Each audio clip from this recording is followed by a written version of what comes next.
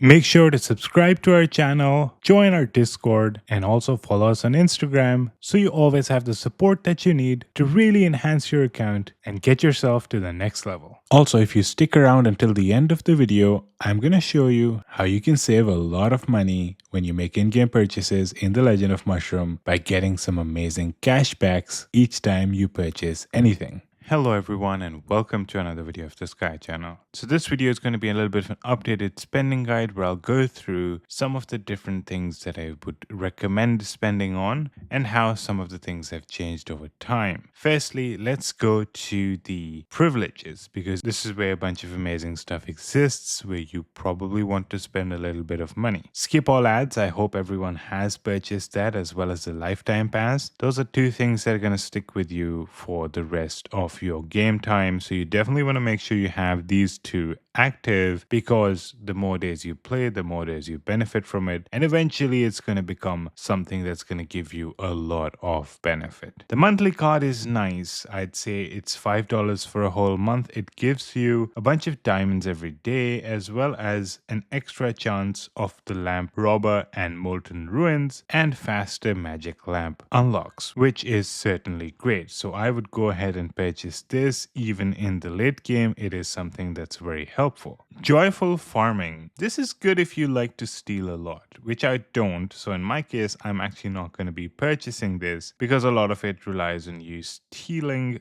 crops from others. If that's the sort of thing you do like, then perhaps go ahead and purchase it. I probably wouldn't. The mining license is good as well. It gives you extra pickaxes, extra ore that you get 50%, as well as the auto mining feature, which is in my opinion the best one, because if you're lazy and you don't want to manually mine every single time, this allows you to use the auto mining feature several times. So I definitely would go ahead and purchase this. I think it's worth it. The trial card. This is something I heavily recommended in a previous video. It gives you a bunch of extra attempts for dark trials. It gives you a lot of rewards, and those rewards can give you huge bonuses. So I did say this is something definitely worth it. I will mention a caveat though. It's $15. It's a little bit more expensive than the other packs that you're purchasing, and there comes a time when you've probably unlocked most of the things that you require in the talents, right? In my case, I can't even get an extra final talent. And most of the really cool stuff I've already maxed out, right? Combo damage, crit damage, base attack speed, combo damage, all of the ones that I really wanted, right? They're all level 20. And now the ones that I am getting, they're like small benefits that I may or may not need that much. And of course, some of them are fairly expensive for a small benefit. So I've reached a point in my gameplay where I'm starting to question whether or not I really need a trial card. And for the time being, I'm actually not even purchasing it. Avian giveaway. It's nice if you're really consistent with breeding avians. If you forget or don't utilize it, it's not going to give you a very good benefit. It is fairly cheap, but you have to make sure that if you are going to purchase this, utilize it. Keep on breeding avians because otherwise you're going to be wasting the $5 without really benefiting from it.